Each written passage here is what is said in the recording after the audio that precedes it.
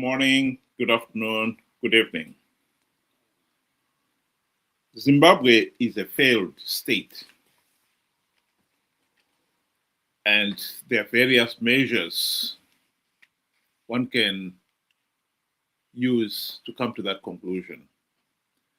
And one of them is, of course, the nation's gross domestic product, wealth. In 1980, Zimbabwe's GDP per capita was about 6,000 US dollars per person.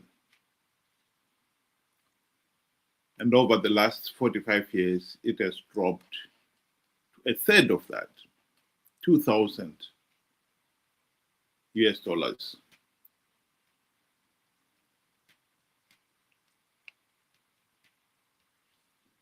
That is significant.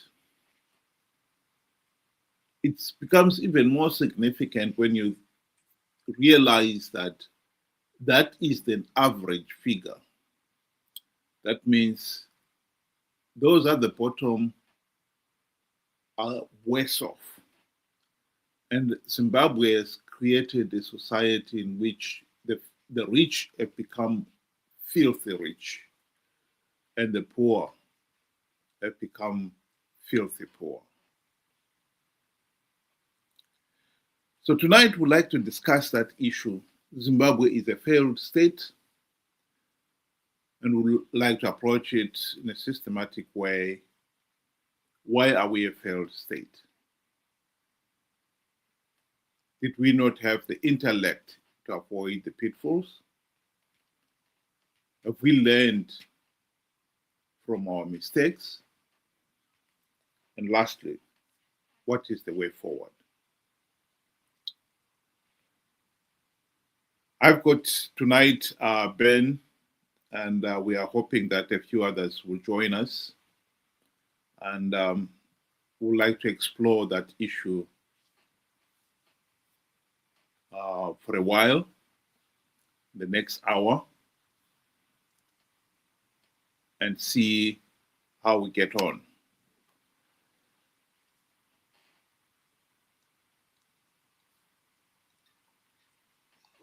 Good day to you and good day to our viewers. Thank you for joining us. Sorry, Ben. Is it Mudriti? Is saying here device is not connected. So can you look into that one, please? Sorry, Ben. Go ahead.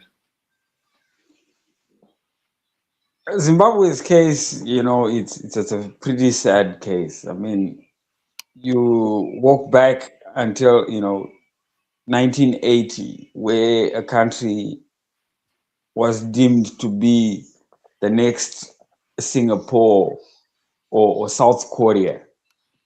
I believe everything was set for us. One couldn't see us going as low as we have managed to go. And what is so disturbing is that we seem to keep going even lower. It's like we are, a bottomless pit, non-ending. We're just destroying this country. And I think we have to get to a certain point and time where we have to say, look, we cannot continue going in this trajectory. It's not only bad for us, but it's going to be bad for the future generations to come. And I think we have to take it upon ourselves to find that solution. We have to find the common ground that, what are we going to do about it? And I think we first of all, like you said, we have to identify the problems. What is the main problem? And for me, it comes down to one blunt and direct result. If you fail to hold free, fair, and credible elections, if you do not take the democratic path, it will never work. And we know Zimbabwe has been battling to hold free, fair, and credible elections. In fact, it has never held free, fair, and credible elections since the onset. And if you look all around, the countries that have democracy, have a system, good governance, they are thriving. We don't have to look far into the West and wherever. Just across the border, we've got Botswana, you got South Africa that held the elections. And I witnessed what was happening in their command centers. You could tell what was going on from the start to the finish. And when everything was said and done, everybody accepted the results that came from that exercise. And they managed to build forward. We cannot do that. Ours is disputed elections, fighting continuously. We are always in election mode. We are tired of that. I'm going to win big this time. This one here says I'm going to do this, and all what a. So I think this is where our problem is. We are not getting anything done by doing the same thing over and over and over again and continuously being in election mode.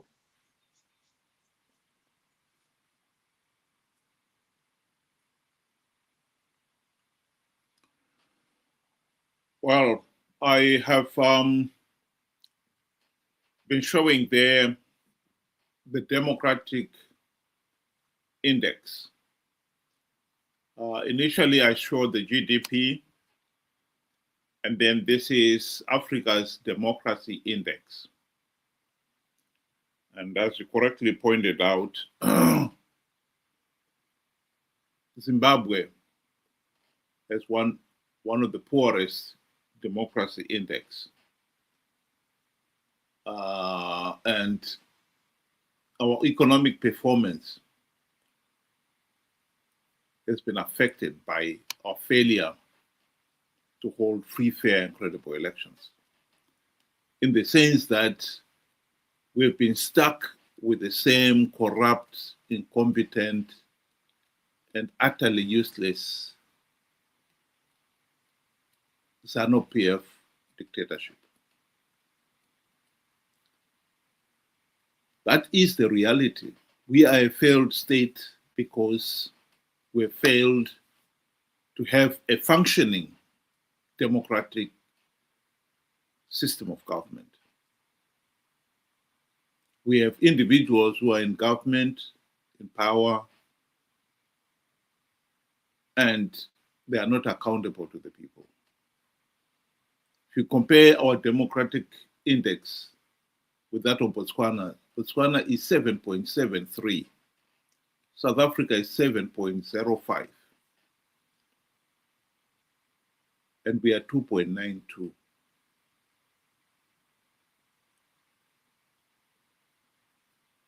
We have not held free, fair, and credible elections. And we seem to be failing to even define what constitutes free, fair, and credible elections. So on that score, yes, I agree with you. We have a problem. Why we a failed state? Because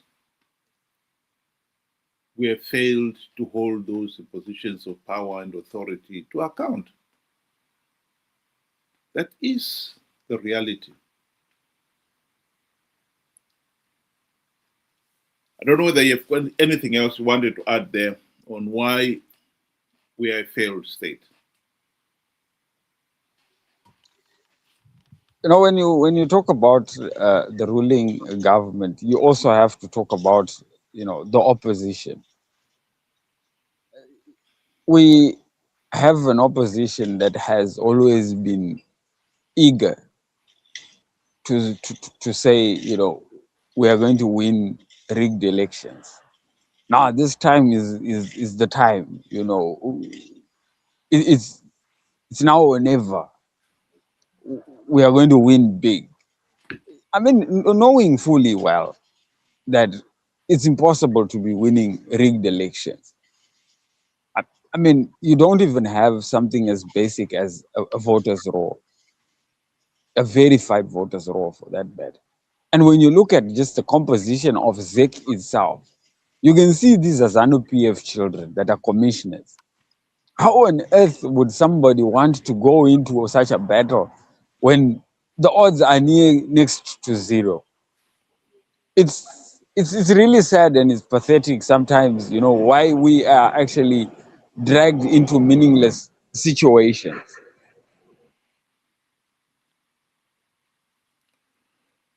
Well, one of the reasons why one could say we did not have the intellect to avoid the pitfalls, I think that cannot be denied. In 1975, Ian Smith remarked that if Zimbabwe, if there was to be black majority rule, people will be walking on sewage and think it normal. As much as many Zimbabweans have found that difficult to accept, the truth of the matter is that is exactly what has come to pass. Zimbabweans have been walking on sewage and even drinking it because some of our sewage systems have failed to the point where sewage is flowing straight into the river, feeding our main water supplies for big towns like Harare. So we've been drinking it. And Ian Smith was right. And we are thinking it's normal. That is a serious weakness. Because when you've got that fundamental intellectual shortcoming, you're in trouble. You correct things when something is wrong, you correct it because you think, no, this is not acceptable. You do something about it and you correct it. But the minute you start thinking, oh, this is okay, or sweep it under the carpet, you're in trouble. And it is that mentality that has allowed the ZANU-PF dictatorship to survive this long. We said at the beginning that Zimbabwe has failed to hold free, fair, and credible elections.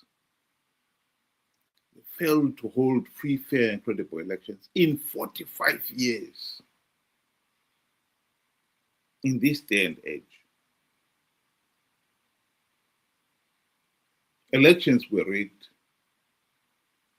and rigged again and again. And we, the people, now seem to believe that it is normal. That, in my view, is one of the reasons why we failed to avoid the pitfalls that has landed Zimbabwe where we are today, a failed state. It is also, important to add that our desperation as a people has led, the doors to be open to manipulation. And you can see the evidence is now there. You find ZANU-PF top officials, they will be putting on, garments for Johan Masowe, you know, because there's millions of them. You find Chamisa is doing the same thing now. Hell, he's even gone the extra mile of attending every funeral that, where there's a gathering, is there even a funeral? We are open. We're an open book. And anybody who wants to get something out of us can easily do so because of our desperation. It stinks. And we cannot make progress. And we cannot demand anything because of our state. And if I may remind people, the first requirement of democracy is that the people should hold government or anybody who is in public office to account. We can't do that. We can't do that. You can't even stand up and say anything bad about the opposition or ZANU-PF, lest you get insulted or worse. So you find that the politics in Zimbabwe is rotten to the core.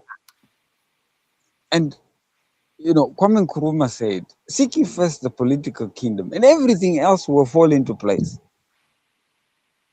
In our mess, in our political mess, we shouldn't be expecting anything meaningful to come out of it. It's impossible. We have to reset. We have to start afresh. We have to change the mentality behind it. That's the only way we can improve. And I think everything we are seeing, it comes down to the way our politics is set up. Not only ZANU-PF is just taking advantage of what is there. We, the people, have to make that stand. And we have to make the stand by first changing our way of thinking and our way of doing things. There is nobody that has the supreme right to govern Zimbabwe. We should be open to ideas. We should be open to suggestions, not to defend or insult one another over somebody that really doesn't care much.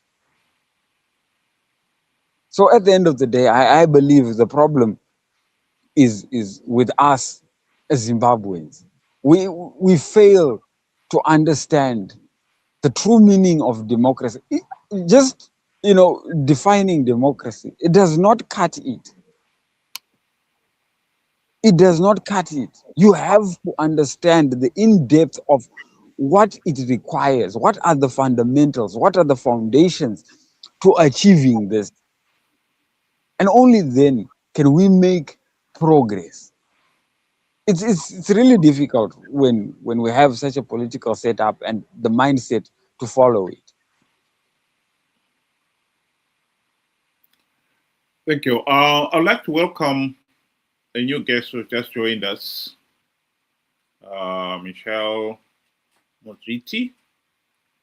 Welcome to this program. What we are discussing about tonight is Zimbabwe is a failed state. Why are we a failed state? Did we not have the intellect to avoid the pitfalls? Have we learned from the past? What is the way forward? I don't know how much you have been listening and where you would want to come in, but you're welcome to give your opinion on that matter. Thank you, everyone. Sorry, I'm having connectivity problems, so I keep going off and coming back in. But for now, I'm going to listen, and then I'll let you know when I would like to pitch in. That's fine. Thanks very much. I was going to myself address the issue of where did we go wrong. I think one of the Zimbabwe intellectuals, Edson Sobho, picked it up very nicely. When he was in Mozambique, during the Liberation War. He said there was a problem within ZANU-PF itself. You could not discuss substantive issues to their conclusion, because the mentality of some of the people there was that the minute they feel they're losing the argument, they'll turn around and accuse you of being a CIA, and according to Sobor, today they'll call you a puppet. I think he picked on the right issue there. As a nation, we have had this tendency where if you're not with me, you're against me.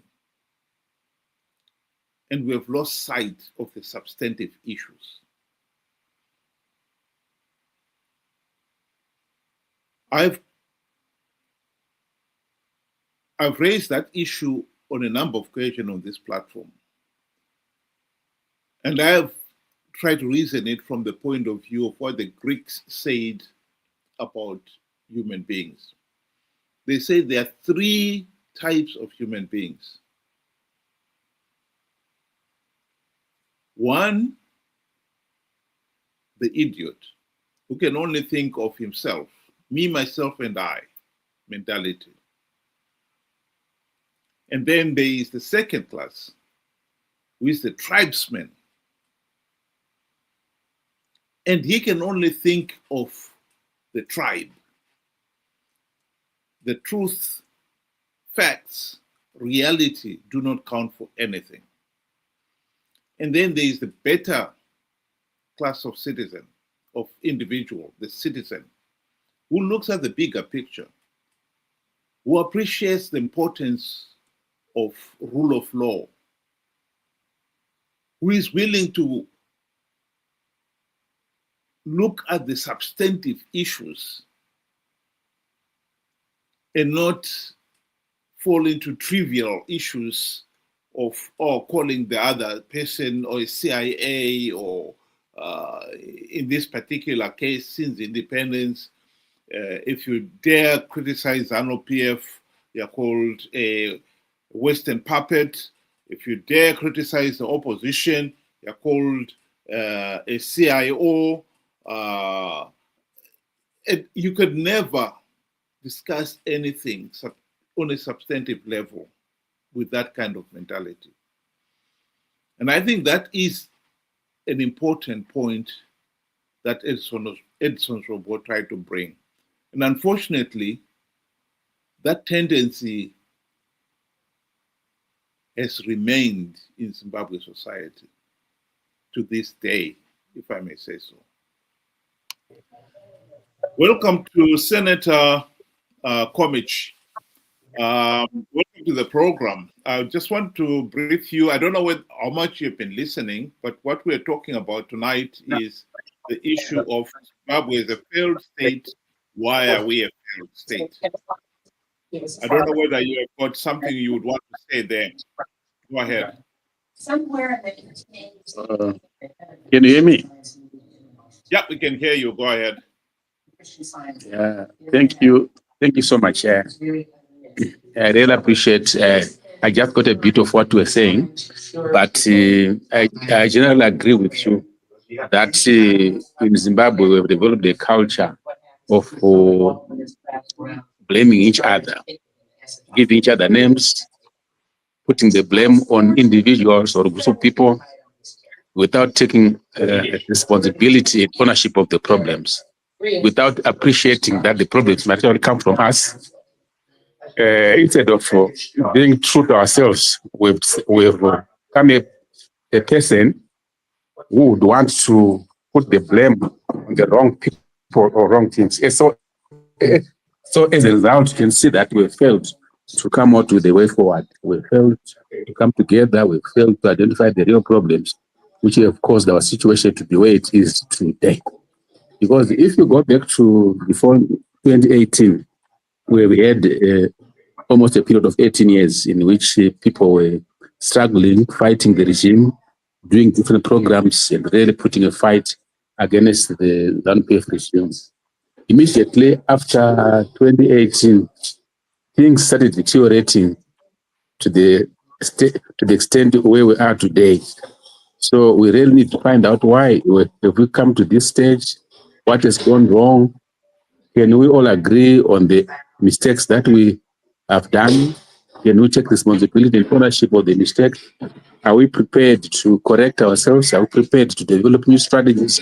Are we prepared to really come up together again so that we can confront the beast together, other than really letting the beast go and fight among ourselves?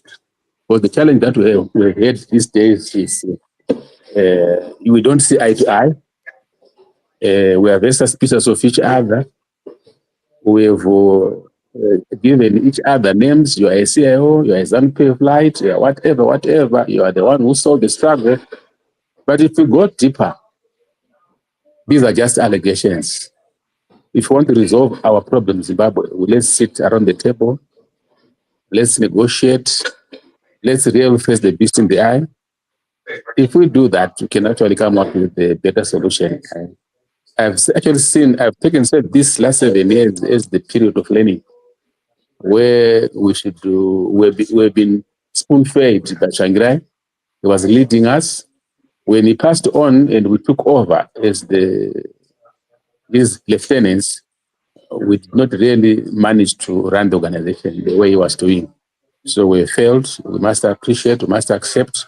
We need to do better. We need to shake hands, come back together, and restart the program again. I'm sure that's what I can say for now.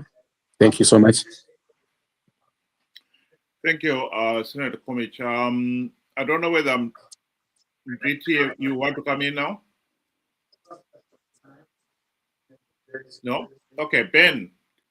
You know, what we have to realize is from 1980, the people of Zimbabwe, well, I have never seen people so happy.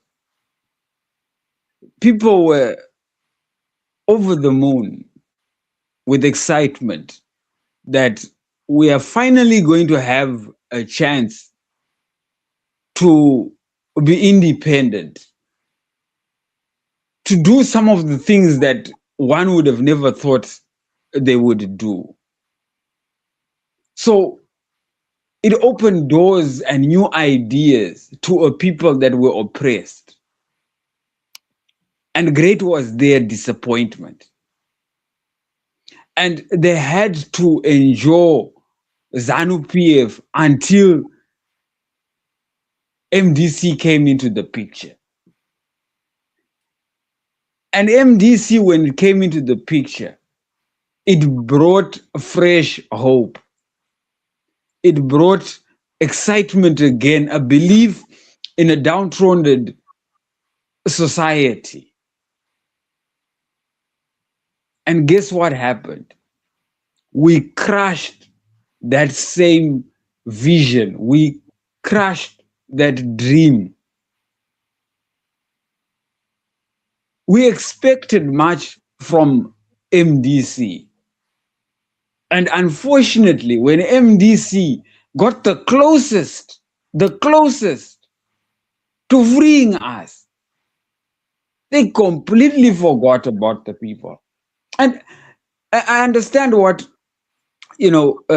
Honorable Senator is saying. But we have to understand these are the people that have really never gotten a chance to fulfill their dreams.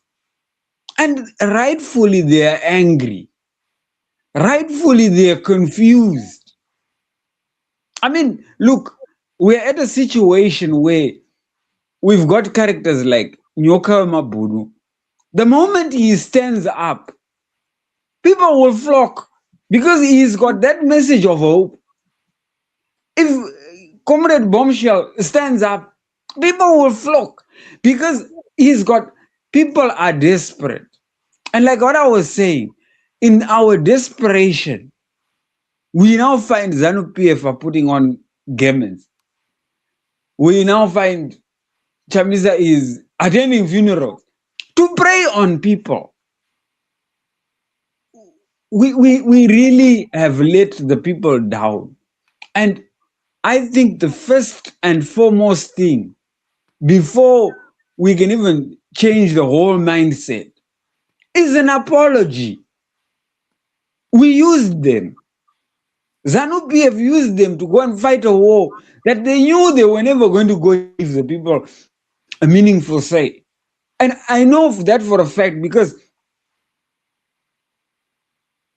before he was president, he stated that if ZANU-PF does not win the election, the Bush war would continue. So it was never about the people. It was about him. We have dashed people's hopes, dreams, and aspirations. We need to own up and apologize. And then you will find people will have to make that choice to say, they have come, they have said, they have admitted. Then we can start changing the mindset to say, why are we doing this? Why are we doing this? You cannot just go and just, after you've wronged them, you go and hammer it in again. It doesn't work. The world does not work that way.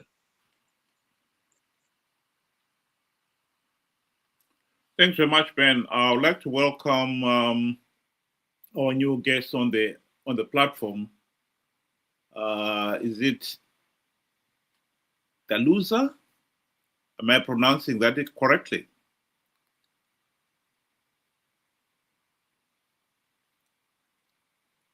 Hello, do you want to come in?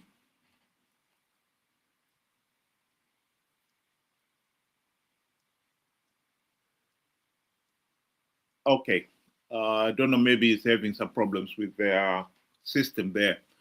Senator Komich, do you want to come in?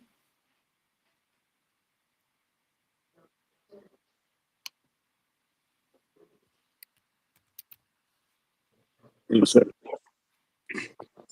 Okay, thank you so much. Just make a follow-up on what the previous speaker was commenting on. We as Zimbabweans, we must first of all appreciate the task which is before us, the challenge that is before us, understand the real philosophy guiding the ruling party right now in Zimbabwe. We are in parallel with what they believe in. We want change. We want freedoms. We want to have free and fair elections. We want democratic practices in Zimbabwe. And we all hinge these things from the Liberation War. And we strongly believe that the war was fought for these freedoms for us. That's not true. The war was fought for ZANU-PF freedoms from the imperialists. The war was fought for ZANU-PF to get power from Ian Douglas Smith and run the country the way they want. If you go back to the 1980s, the 70s, ZANU-PF used to speak about one-part state. And remember, even the efforts of the Gukurahundi, they were hinged around one-part state. Even if you look at the 1987 Unit Accord of ZAP and ZANU was around one-part state. They were influenced by the Chinese model. This is what they call freedom. The freedom that we define ourselves as Zimbabweans is not what is in their philosophy. So right now, they've created a system in Zimbabwe, which is basically a one-part state. When we go for elections, elections are for members of parliament and councillors. There are no elections for the president. You cannot believe this. ZEC only does their work around councillors and the members of parliament. That's when they count elections, they verify elections, they do whatever they do. When it comes to the president, it is not ZEC which does the counting. ZEC is given they counted the results from another sender. The chairperson of ZEC just takes the receipt given by some other people. She or he announces. That's how bad things are in Zimbabwe, and that's the reality. I've been the chief election agent of my former president, Tsvangirai, from 2008, 2013. There was a co-chief election agent with the Comrade Timber in 2018. At no day did I ever verify the results of the president. Not even a single day. The results of the president are counted somewhere, which is a clear one-part state. Whether you vote or you go for elections or you don't, the results are predetermined. The results are known. The ZANU-PF is not prepared at all to reform itself out of power. Or whatever they'll be doing to you, it will be just to cheat you, cheat the world, to have false democracy, and the world might think that the elections are done in Zimbabwe. No, they are not done. If they are done, it's for the members of parliament and the councillors, not for the president. They will not want any other party to come and take that presidency away from them. The real example was demonstrated in 2008 when MDC waged a very tough contest and the ZANU-PF lost elections openly. They took away the ZEC material from the election agents from Sheraton, and they went away for 5 weeks. No one knew where they were. They were doing their mathematics manipulation, counting, and they came out with the results of the runoff. But the truth of the matter is that ZANU-PF had lost elections this year, that particular year. And when they discovered that it was very difficult to suppress it, they then went for a runoff. And the runoff was very bloody. It was commandeered by the defense forces, commanders all over all the districts, and the people were murdered and killed. This is unfair for you. So when we talk about the freedom of Zimbabwe, we must appreciate the attitude of the regime, the strength of the regime. So when we, as opposition people, want to bring change to Zimbabwe, we must first of all understand. And this is the way we are today. Unfortunately, the opposition is in disarray. So we need each other to understand this, come together, and probably liberate the people of Zimbabwe.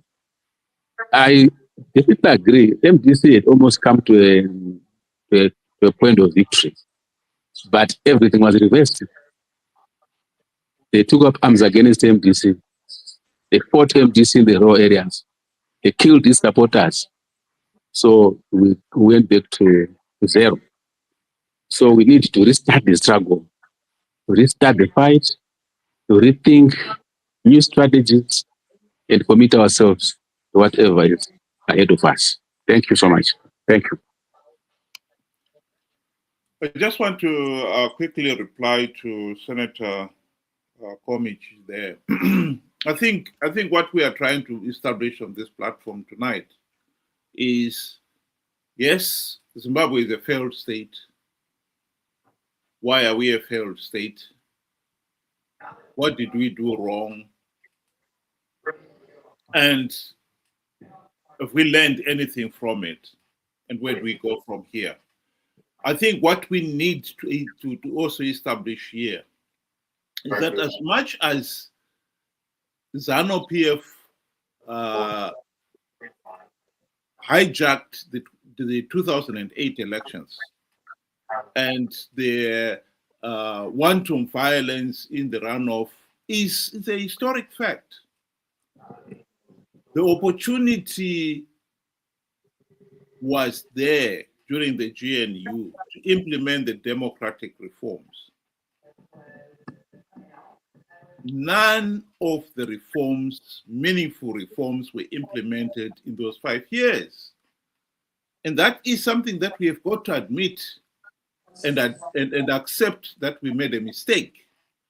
Because if we keep on going to 2008 and failed to realize that we did have the opportunity to implement the reforms, then we have learned nothing.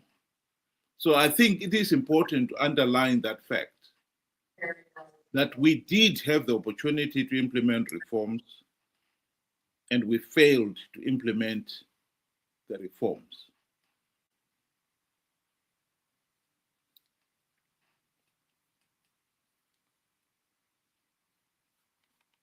Ben, do you want to come in? Thank you. You know, what the senator said here, I think, you know, we got to look at it in two ways, really, come to think of it. And I believe at, you know, MDC, when it started out, they were on the right track. They knew what needed to be done. And if I'm not mistaken, when they actually formed this, did you guys have the aspiration to be a government, or it was mainly like what the name suggested, the movement for democratic change? It was to change a society that was broken, a system of governance that was broken.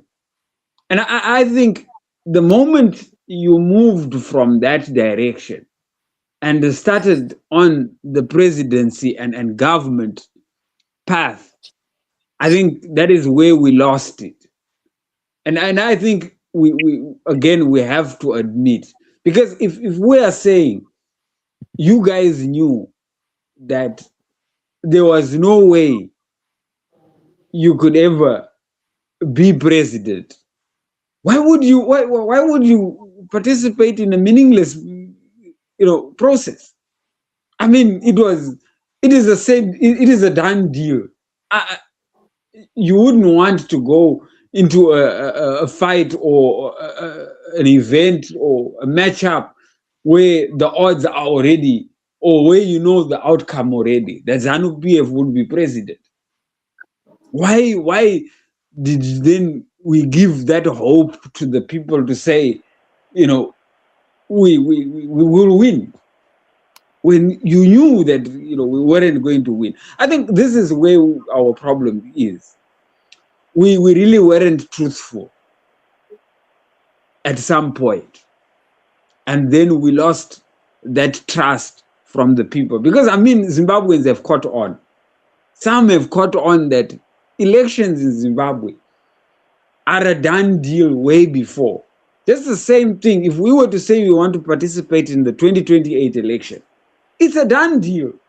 And the senators confirmed it, that as long as it is president, it's a no-go area. What we are now doing is fighting each other for the scraps, which is not free, fair, and credible elections. So why do we do it?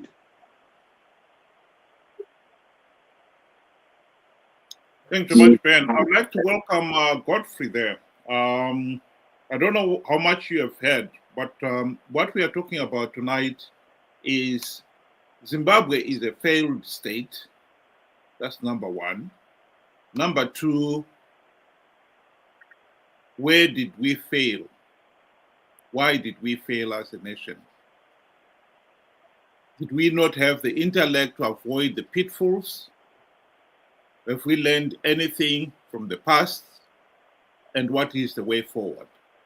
And I think roughly right now we are on to discussing where did we fail.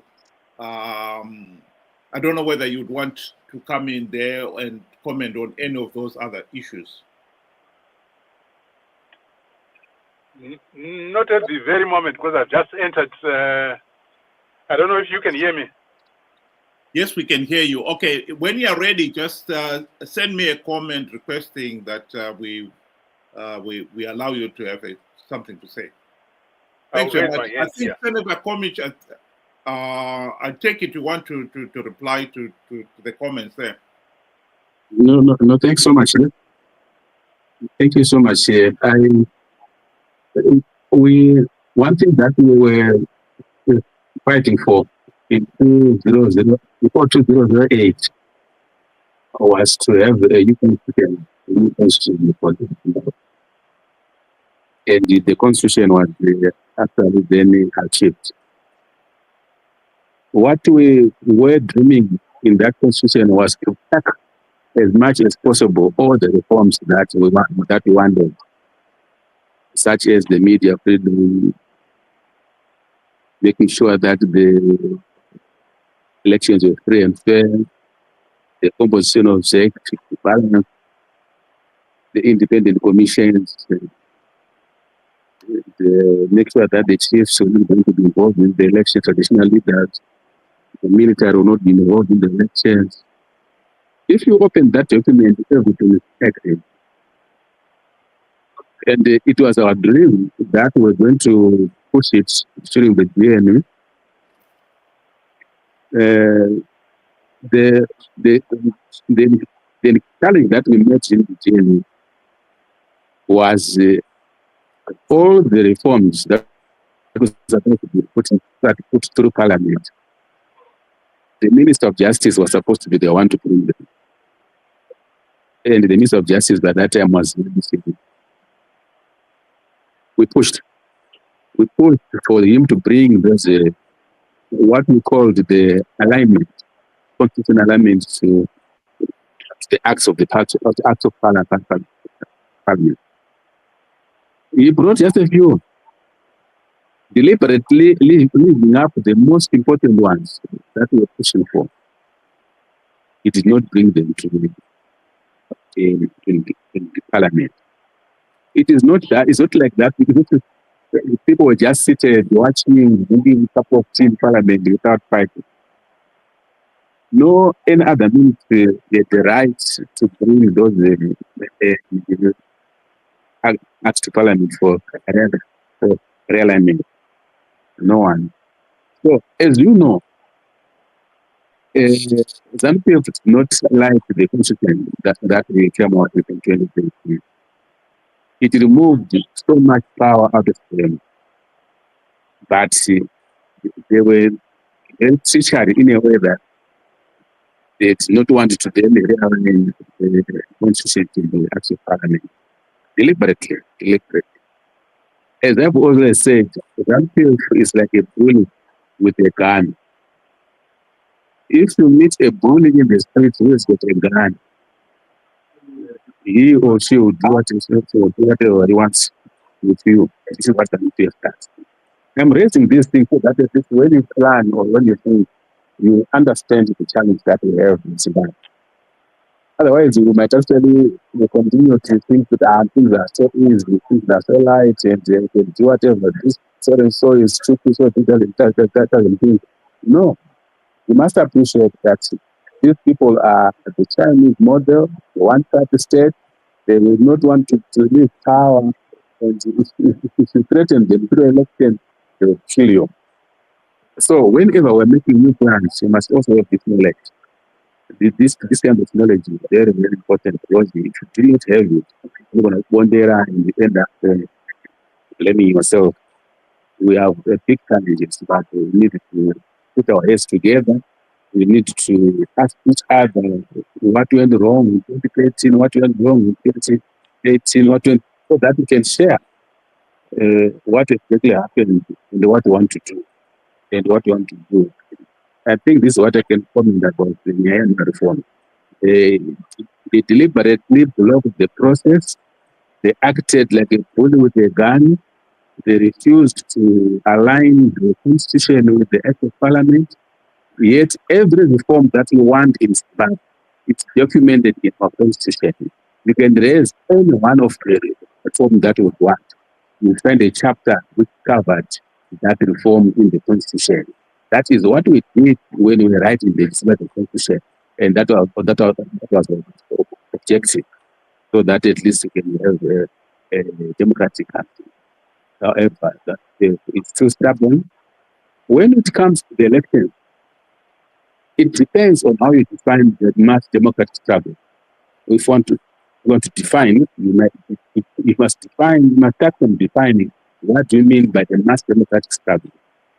Just like the Liberation War was defined as a war of confrontation and final victory. And if you go back to 1966, it did not take them 1 year, 2 years, 3 years, 4 years, 5 years, 10 years to liberate the country. It did not. We had in 1966 Battle of Hanoi, with 1967 the one game resolve war, and we liberated the country in 1980. So when we are facing that, it's not a short distance run. It's a long distance run, because this what we need, where we are failing, as far as I'm concerned, is to sustain the mass democratic struggle from the opposition. That is where we are failing. If probably we thought it was going to be a short distance running, we would get the constitution, the election, it's under the election, and they change the government. If you were that thinking is wrong, it's a marathon that we are faced with. Where we have failed is failing to have a sustainable organization, sustainable platform to wage our struggle. We tried MDC up to 2018, and after 2018, we collapsed to where we are today. So we are worse off than what we were in 2018. We are worse off than where we were in 2010. So what we need to do now is to say, where did we go wrong? How did you come to this stage where we are today? What are the lessons that we learned? Should we tabulate those lessons? Should we provide solutions to it? Can we restart the democratic struggle? Can we confront the regime again? Yeah, but we must now go into this struggle with knowledge, which we didn't have when we started in 2019. Now we got knowledge. We should be at a better state angle to attack the regime. I think this time around we come together, we're able to make real changes, because illusions are no longer there, because we know the reality. Thank you. I just want to give a quick response to that one. I think we, most Zimbabweans anyway, have discussed the issue of the constitution to great lengths, particularly run up to that referendum on that constitution. The constitution that we got in 2013 is not a democratic constitution. As much as some people would want us to believe that it was, and at the time I remember some of the MDC leaders saying it is an MDC child. The truth of the matter is, and this is what was admitted by Paul Mangwana, in fact, who was the co-chair of the committee that drafted that constitution, that most of that document was dictated by Mugabe.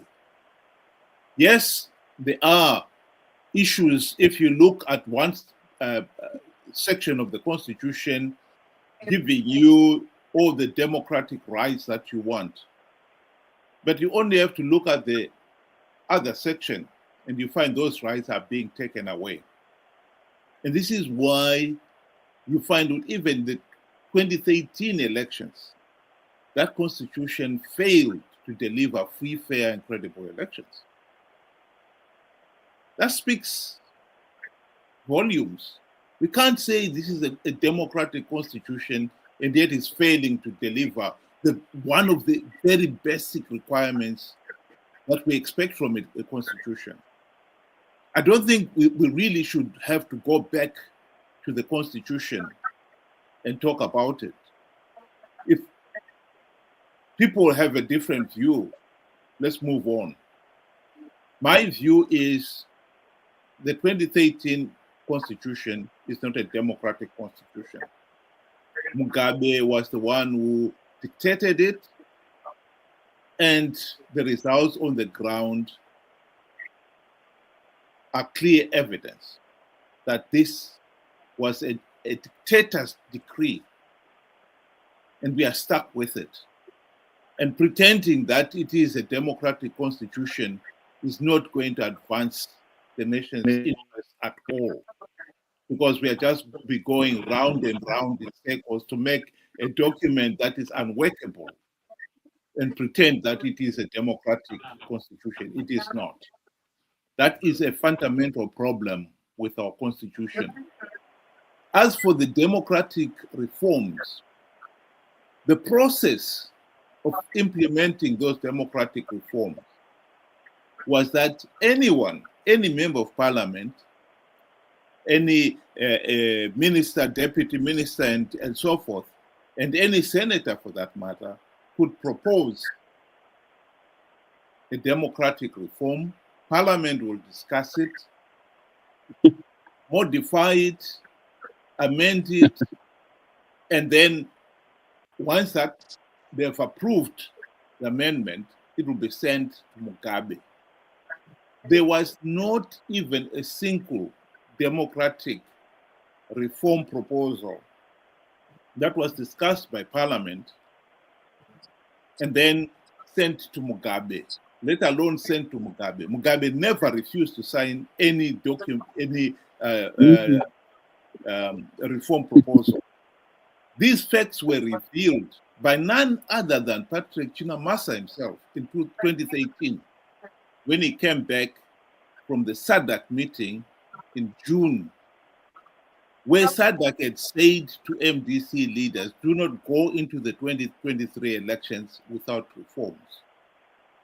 So I think we can go through all those historic facts, but I think we need to be honest with ourselves and with each other here, that in terms of the reforms, the opportunity to implement reforms was there, and the opportunity was wasted. Ben, I don't know whether you want to add something there yourself. I think, the Constitution is like a door that opens to a brick wall. And I have to agree. It gives and it takes abundantly. I mean, just the amount of power that has been granted to a president, one would have been wondering who it must have been just ZANU-PF that wrote it, because they were the current government.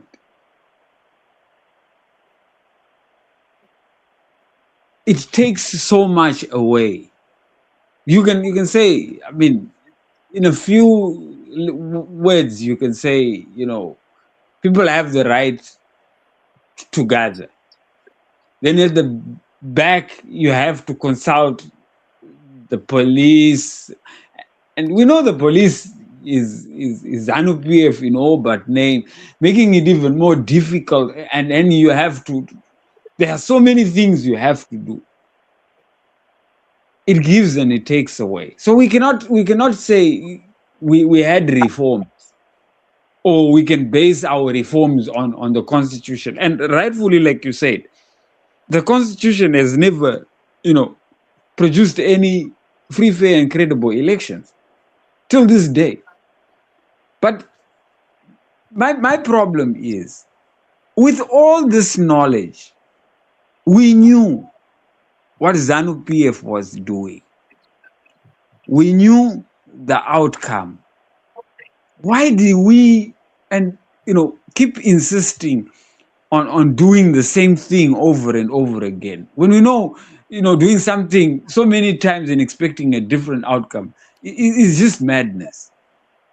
Every time the people of Zimbabwe have been given false hope, this is the time where we're going to win big, where we're going to, come election time, we know the outcome, but it still hurts.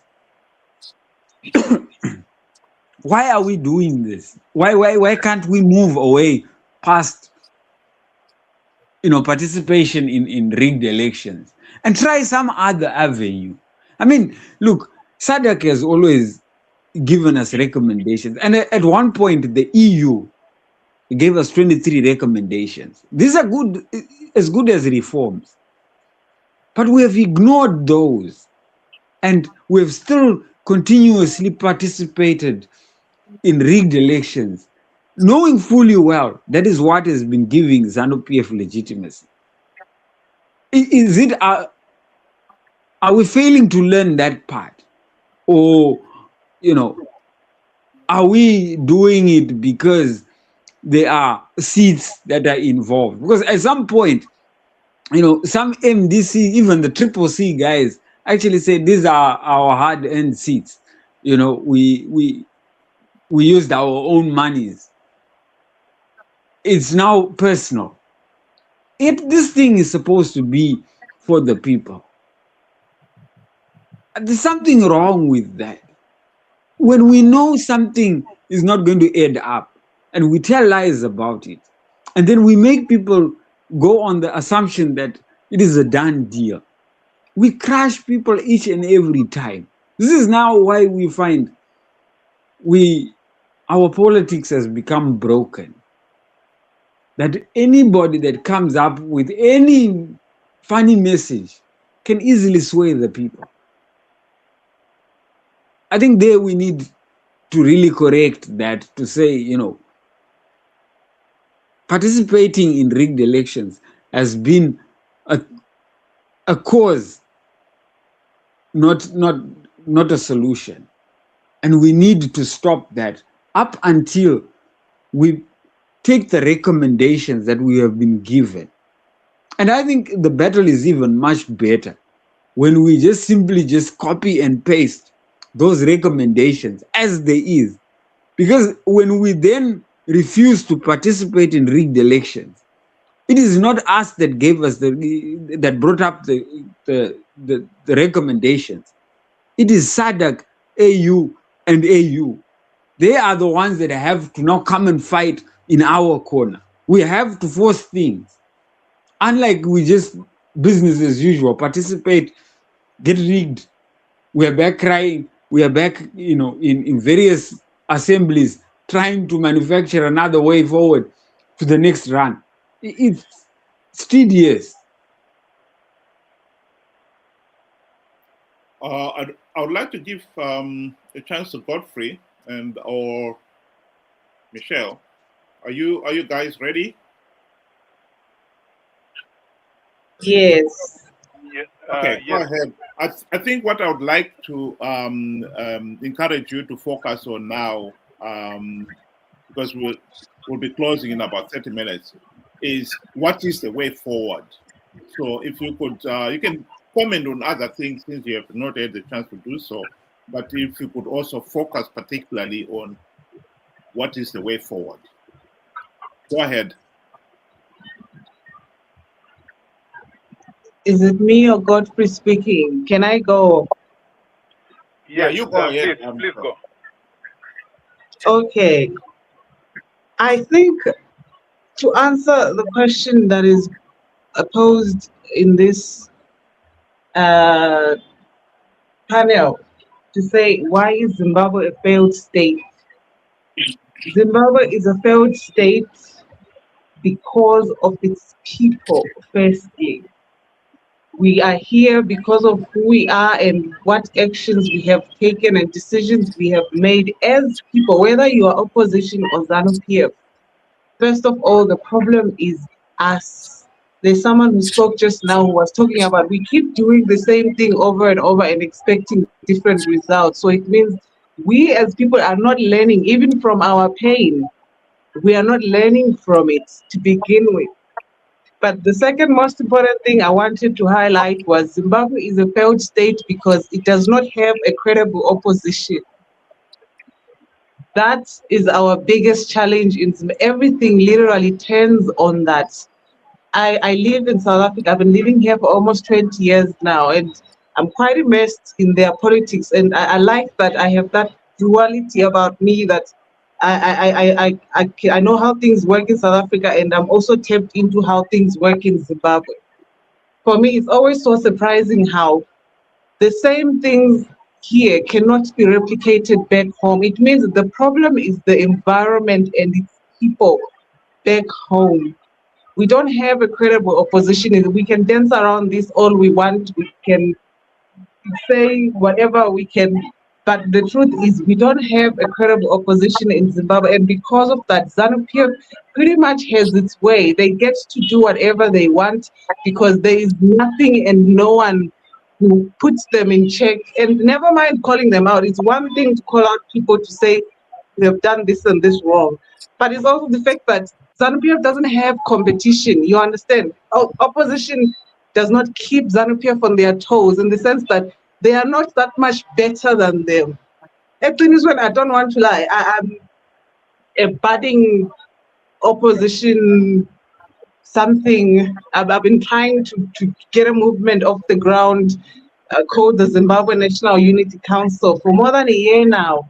And I've had to first-hand experience what it's like for a person who wants to do the right thing in Zimbabwe, who wants to create change. I can first-hand tell you what challenges someone like that who's not well connected would experience. And one of my biggest challenges has been, I noticed ZANU-PF does not have competition in Zimbabwe. Even the people that are supposedly opposition, they are not that much better than them. I'm even afraid of voting next election of opposition people. I mean, personally, I feel like it could even be worse than what we have right now, because I'm not convinced, even just watching them, that these people could do a better job than ZANU-PF. And I'm not even going to lie. Sometimes I entertain the idea of joining ZANU-PF. I'm not going, because if I'm honest with myself, in the past year that I've been trying to get something off the ground in opposition, and I look at all the people I've approached trying to work with them to say, let's do this, guys, together. I don't see us winning an election, in 22. Even if ZANU-PF was going to grant us the reforms that we say we want, I don't see us winning an election. That's why, lately I even entertained the idea of perhaps working with ZANU-PF, because maybe then we could do something. At least they are doing so. They have an institution, they have an organization. Opposition, amagagi. Ngapa MDC, they are busy fighting at halfway house, or who's supposed to take over. I don't even understand how those things are a priority right now when we have such a big issue to fight. And ZANU-PF doesn't even need to rig elections next election, to be honest, because currently opposition is doing a terrible job all on its own. Even I'm telling you right now, I have no confidence in them, and I don't even think I'm going to vote for them. I was hoping to work with them, but I'm not going to lie. If I'm completely honest with myself, it's not looking good. I don't think we are ever going to win an election in Zim, even if they were to grant us the reforms we say we want, because we don't have a singular point of approach like ZANU-PF does. You see, ZANU-PF may have factional battles. They may fight. Geza may come out and say, Mnangagwa must go tomorrow. But when all is said and done, ZANU-PF is still an institution.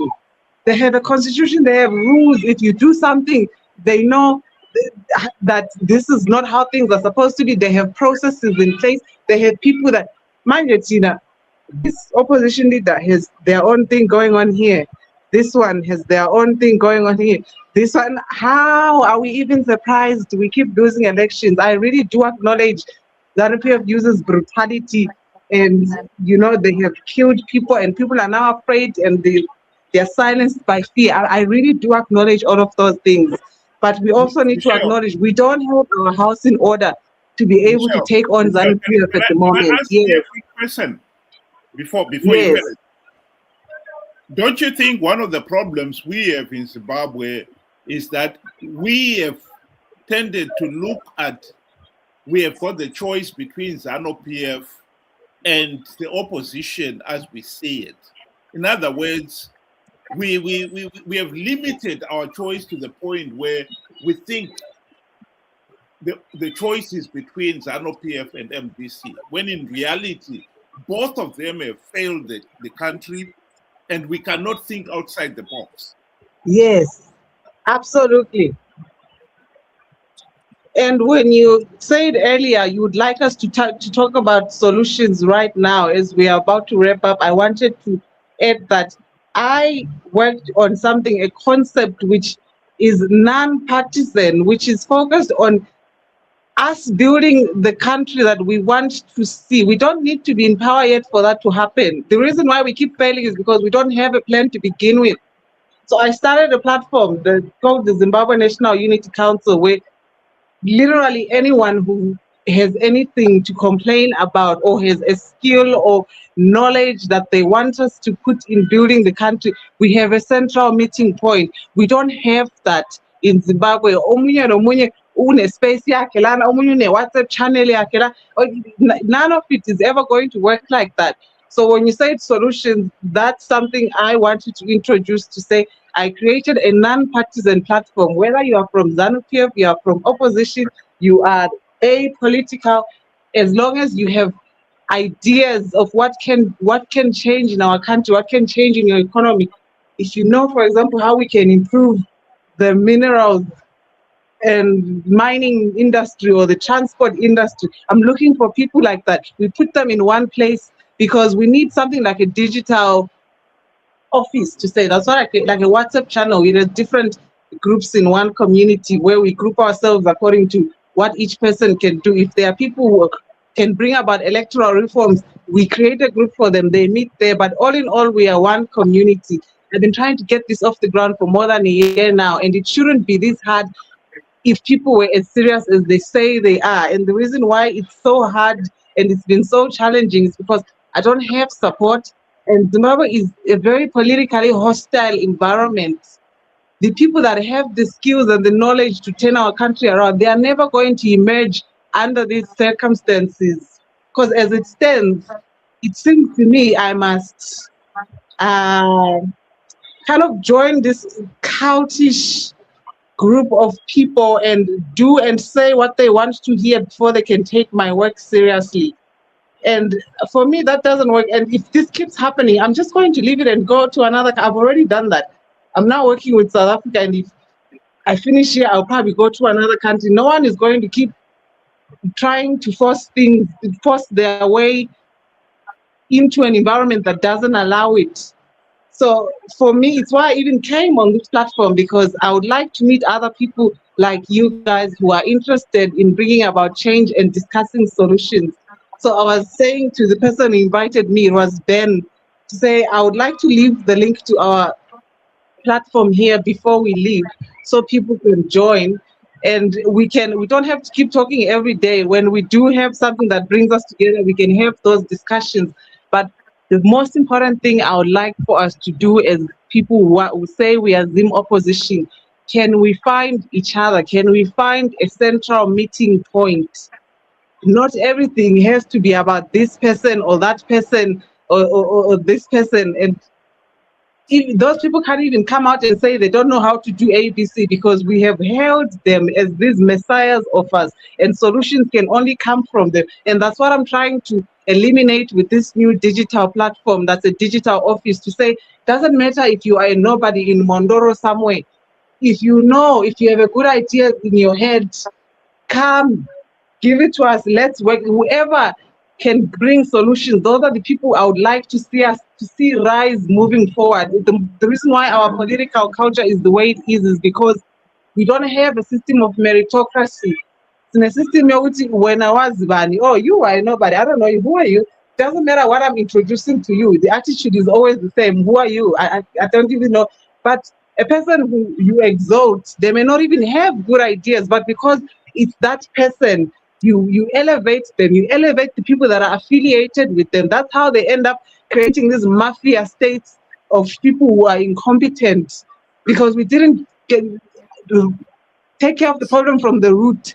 So if we could create a platform like the one I'm talking about, where it doesn't matter who you are poor, you are rich, you are a woman, you are a man, even if we don't know your name, if we keep seeing what you are, someone who's bringing good suggestions, you are doing good work, can we start elevating people like that moving forward?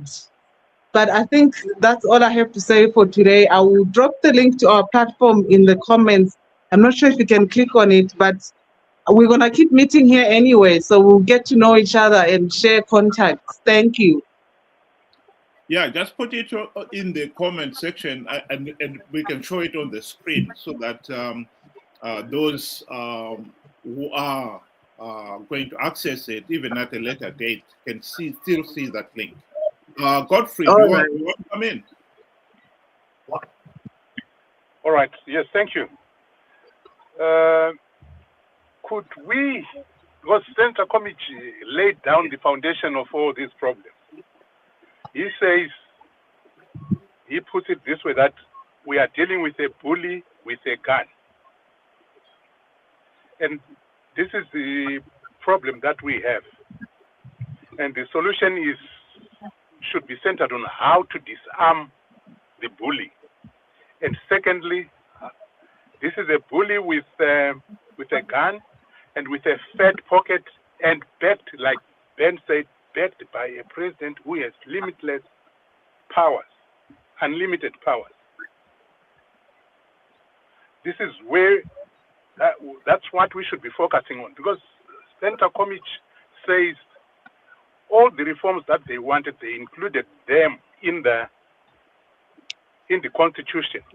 And that is a fact coming from someone who was in the camp that produced the Constitution. So the problem is, because they hold the gun, they are doing whatever they want, breaking the Constitution, which is supposed to have been controlling them. If we try to form any organization, we have gone through many organizations that have tried to come up against them. Because of their fat pockets, they have managed to buy out the core people within any organization that is coming up in opposition. That power is the one that has really destroyed any form of opposition, any form of opposition to ZANU. I think that's what we should be focused. I heard someone chuckling when I think it was Wilbert, when he was saying something. Maybe they were trying to say that is not true, that no reforms were brought before Mugabe himself. I don't know if Center Committee is still amongst us. Maybe he could clarify on some of these things that we have said here. But I think our problem and the solution is to disarm them somehow, to drain their pockets, and to find ways of limiting the powers of the president. Yeah. I think before I come with what I propose as a solution, let me just expand a bit on the bully with the gun. I want to give examples. It's not only Zimbabwe which is this quagmire. All countries that went for the liberation war, such as Angola, Tanzania, Kenya, Uganda, Rwanda, Mozambique, Zimbabwe. These are bullies with the guns. There are no elections being done in those countries. No elections in Angola, no elections in Kenya, in Tanzania, Mozambique, whatever. There are no elections. The results are predetermined. That is what's happening. Out of the all countries that went for the liberation, the only country which will not fall into my theory is like South Africa. All these other countries, whenever they are threatened by the opposition, they take out their guns and they shoot. This is what we must appreciate, and this is what we must understand. So whatever plans that we come out now, so we must know the bully with the gun. I'm not saying we should not continue to fight. Otherwise, the liberation war could have been left undone if the young boys and girls had not been brave to fight Ian Douglas Smith. Remember, Ian Douglas Smith's attitude was that never in 1,000 years shall a black man rule Georgia. But it was proven wrong. So today we are faced with the same situation where the Ian Douglas Smith, who was white, is changed into a black person. Some people believe that no matter whatever you do, no matter what you do in Zimbabwe, no opposition party will rule Zimbabwe. That's their biggest, that's their belief. You never remember when they say it is something Chatonga, Nyanga. Remember the comments of the generals, the army commanders of Zimbabwe, telling us, you are wasting your time. That's the problem that we have. This has been made worse. I want to agree with my sister, Dr. Ramajamai, that opposition is done as a disservice. We cannot be in a country where we don't have an active opposition political party. It's pathetic. I am one of the leaders. I am very sorry to put you in this situation. I want to apologize to you. This is a mess, and you cannot tolerate this. This is very bad. However, what do I recommend? We have to come together unconditionally. Unification of all opposition cadres to establish a strong and a more formidable opposition movement to confront ZANU-PF head on. Why do we want to confront ZANU-PF head on? We must crack their mindset. We must make sure we know we can challenge them, even if they believe in a one-party state. We can break them down into multi-party democracy. You see what has happened in Mozambique? You saw what happened a few days ago in Kenya. You saw what happened a few hours ago in Tanzania. It's the way to go. Let us not lie or pretend that we will talk through negotiations. They will be laughing at you because they will say, you want to use negotiation to take us out of power. They would not. They need to be confronted. They need a strong opposition movement, dedicated men and women, youth and Madara, to come together and confront ZANU-PF. They will crack. Just like you saw in 2007, 2006, 2008, when Morgan Tsvangirai led a mass democratic struggle called DRC, something changed. There were negotiations. The constitution was written. They were not prepared to write the constitution. They were not prepared to negotiate.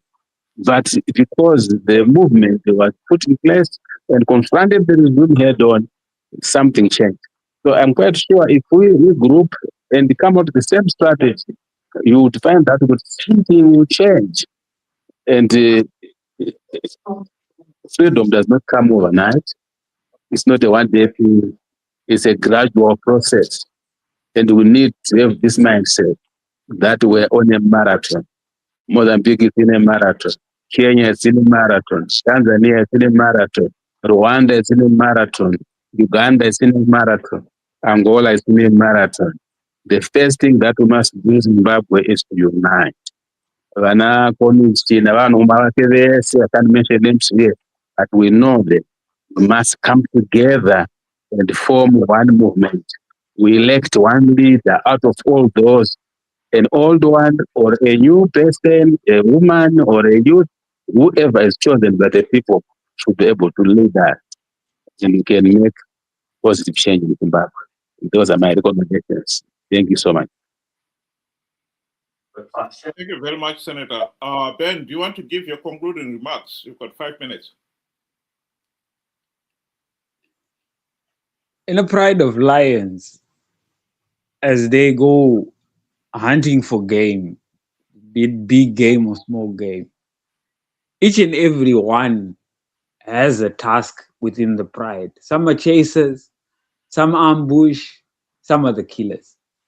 And I think, what Michelle was saying and what the honorable senator was saying is more or less the same. We have to know our part, whatever we are good at, and we need to come together and formulate a solid plan. But as we know, we are confronting a bully with a gun, as has been said. It makes no sense us going there unarmed. It makes no sense going there without identifying the characteristics of this bully. What makes him tick? What are his weaknesses? We need to know all that before you go and confront, because you will equally be, unprepared. And what this means, and I think most of us are sharing the same thing, is we need to have unity, but we have to have unity with purpose. What is it that we are going to be doing when we get there? Because the problem, I think, with the opposition taking away the power struggle and the love for power is we have no one purpose. Others think that the solution lies in participating in numbers. Others believe in, not sharing ideas and being hide and seek and so forth. We're all over the place. We are a mess. And if I may quote Kwame Nkrumah, he says, "Seek ye first the political kingdom, and all these other things will fall into place." Until we get the politics right, we are just messing about. There is nothing that is going to come out of this. Again, I would say, if we are going to have unity, we need the purpose. What are we doing it for? Then once we have that, and once we have a house that is in order, we can now start looking at what is happening outside. We can never go against ZANU-PF the way we are. They'll have us for breakfast. So the honest, I think, now is we have spoken about what could have and what should have and what didn't happen. And I think, the disappointment, everybody is disappointed. That, what our expectations, what we thought was going to be delivered was not delivered, yes. But we need to move forward, not just for our sake, but the sake of our children. Whatever ZANU-PF is doing today is not sustainable. It's not sustainable. And we have to stop the madness. And I think half the job has already been done by the recommendations that all these organizations that have witnessed our elections and have given us recommendations. If we use those recommendations, indirectly they are now part of it. Whatever happens to us, we were fighting for something that they gave us. And we need all the help we can get. That is one thing that we need. We need the help that we can get. And I believe the help is there. They helped us before. And I think the senator will testify. The outside world was in support of them at some point. They really thought these were the guys that were going to start something new, something fresh in Zimbabwe. But unfortunately, along the way, mistakes were made, wrong decisions were made, and a path that was once straightforward became, twists and turns and very dangerous bends.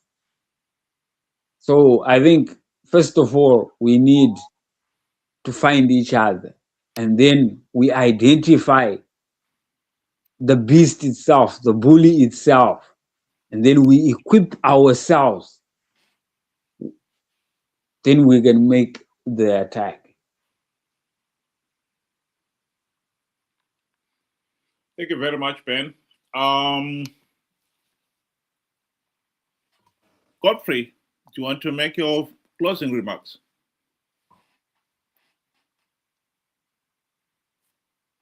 Or is he dropped out?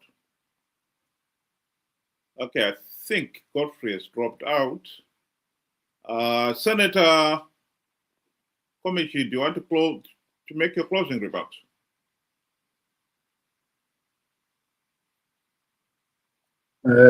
Thank you so much. I don't have much. I don't have much to say, but I would like to appreciate the efforts that you guys are putting so that we can put our minds together. Definitely, we must accept that we have got a problem in Zimbabwe. The ruling party is a morning star that must be dealt with. The opposition party is also a morning star that must be dealt with. We need to make sure that we organize ourselves as the opposition movement. I want to appeal to all my comrades that we committed crimes against each other, but those were personal crimes. We had the duty to save the people of Zimbabwe. Let's put our differences aside and push for the national agenda, national interest, the wishes of the people of Zimbabwe. When we come together and join our hands, we'll be forced to reckon. And we must do it now. We must have an agenda to stop the 2030 presidential extension. This must not be allowed to take place in Zimbabwe. We must reorganize the people of Zimbabwe. The people of Zimbabwe are still there. They are angry enough. They just want leadership, which is united, which is organized, which is going to be leading from the front. Death, arrest, they are not an issue. Other brothers and sisters have died. Other sisters and brothers have been arrested. Who are we not to be arrested? Let's come together, ladies and gentlemen. Yes, of course, we should also accept the mistakes that we did in the past, the mistakes that were done during the action of the party, the support of the country, the mistakes that were done during the GNU era. Let us take those ones as lessons. Let us now recorrect ourselves. We're trained to do corrections at school from grade 1 to whatever level we went. We were trained to do corrections. So we must put it to practice. We must do corrections and make sure that we remap our strategy to bring change in Zimbabwe. Thank you so much. Thank you. Michelle, I don't know whether you want to give your closing remarks or yeah, okay. No, I have nothing more to say. Just thank you for creating this platform. I hope it grows into something much bigger and we keep meeting here until we find a way forward. Thank you very much. And I would like to thank everybody for coming. I just want a few housekeep. Tomorrow we'll have a same discussion on the same platform, on the same link. And tomorrow, I thought we should focus on what is going to happen between now and 2028. If you could think about that, and if you can join us tomorrow from 6 o'clock UK time, 8 o'clock Zimbabwean time, on the same link, and let's share our views. And to Michelle, I would like to encourage you, even if you do go to America, to still keep your interest in what is happening in Zimbabwe.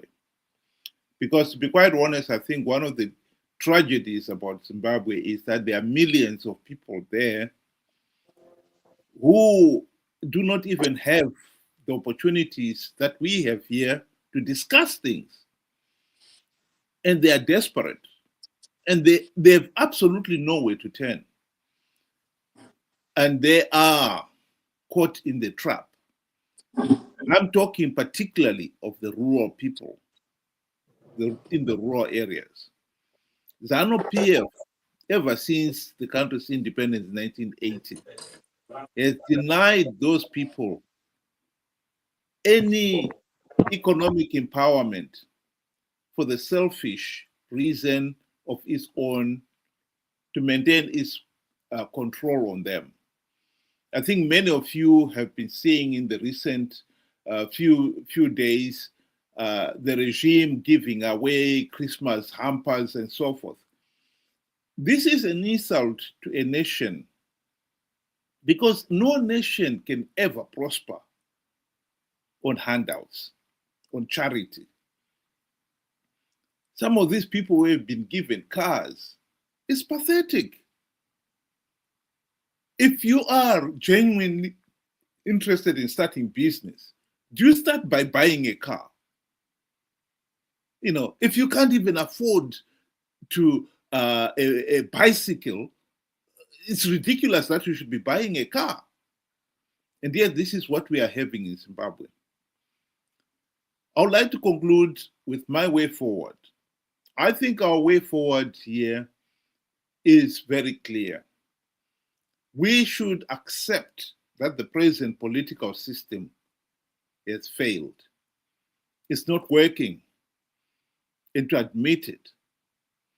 And I believe we should be looking outside the box. The temptation in Zimbabwe right now is to always think, well, maybe we can fine-tune the opposition and we can make it work. Or ZANU-PF, if we change the dictator and put somebody else, maybe it will work. In my honest opinion, that will never work. You are just repeating the same mistake over and over again. We need to think outside the box.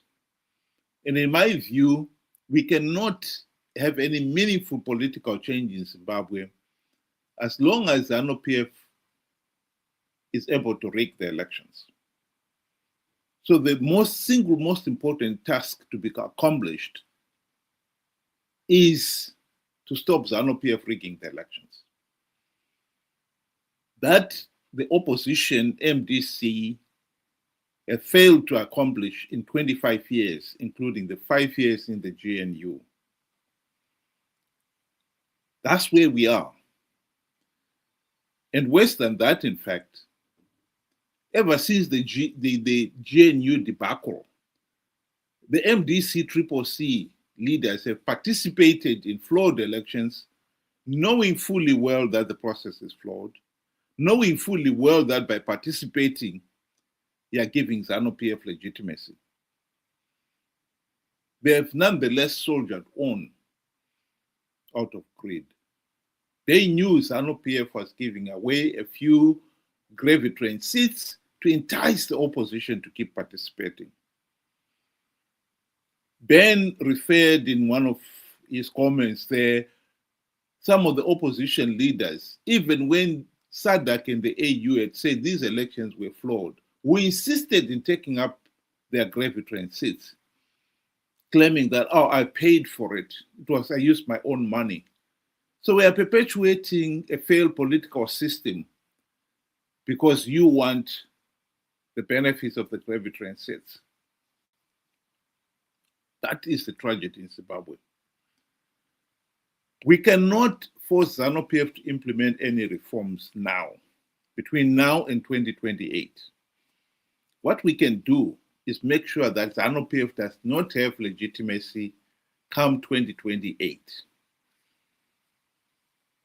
The argument has been made that SADC and the AU election observers condemned 2023 elections, but they could not go the extra mile and deny ZANU-PF legitimacy because Zimbabweans had participated in those elections in their millions.